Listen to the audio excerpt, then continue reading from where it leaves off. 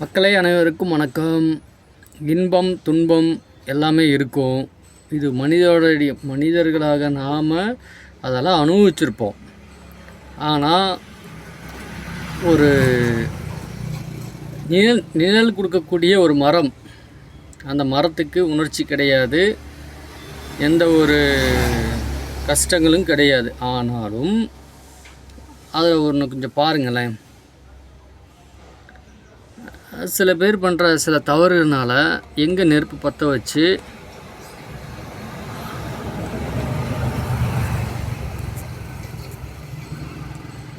அந்த நெருப்பு ஃபுல்லாக எங்கே இருக்குதுன்னு பாருங்கள்.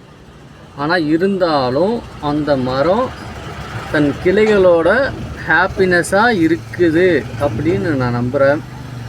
மேலே ஈபி லைன் போகிறதுனால வெட்டி விட்டாங்க, ஓகே. அதை அடியோடு வெட்டினா பரவாயில்ல.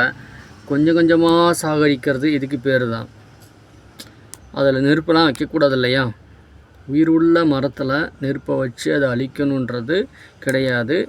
இது என்ன விழிப்புணர்வுனா, கோடை காலத்தில் நெருப்பு பற்ற வைக்கிறதே தவறு தான். அதில் ஒரு சில விஷயத்தை பார்த்தீங்கன்னா பாருங்கள். அதில் என்னென்னமோ கிடக்குது.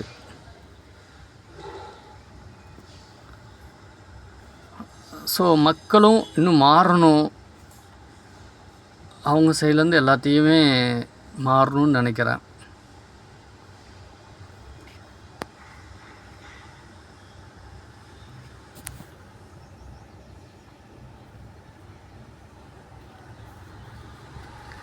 இந்த மாதிரி நெருப்பை பற்ற வைக்கிறதுனால என்ன ஆகும் அப்படின்றா, ஒரு மரம் இத்தனை வருஷமாக அந்த இடத்துல இருந்திருக்கும்.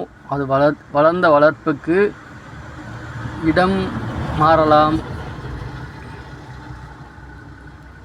இடத்தோட உரிமையாளர் மாறி இருந்திருக்கலாம். ஆனால் அந்த மரம் அங்கே தானே இருக்குது. வேணாட்டி அந்த மரத்தை கையோடு வெட்டி வேறு பக்கம் ஏதாவது போட்டிருக்கலாம். ஆனால் உயிர் உள்ள மரத்தை இந்த மாதிரி நெருப்போடு வச்சு அழிச்சிட்ருக்குறாங்க. தவறான ஒரு விஷயம், மிக தவறான ஒரு செயல். மக்கள் மாறணும் இன்னும்.